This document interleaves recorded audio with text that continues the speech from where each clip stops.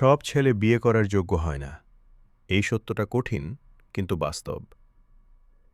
যে ছেলে প্রতিটা সিদ্ধান্ত নেওয়ার আগে শুধু পরিবারের অনুমতি খোঁজে, সেটা খারাপ নয়, কিন্তু সমস্যাটা তখনই শুরু হয় যখন সে নিজের স্ত্রীর অসম্মান দেখেও চুপ করে থাকে, প্রতিবাদ করার সাহস দেখায় না।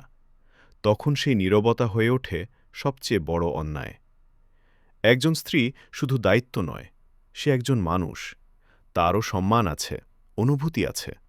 কিন্তু যদি তাকে শুধু দায়িত্ব পালনের বস্তু বানানো হয়, তাহলে সে ভেঙে পড়ে, সে কাঁদে, কিন্তু কেউ তার চোখের জল দেখে না, কারণ তার পাশে দাঁড়ানোর মানুষটাই চুপ করে থাকে।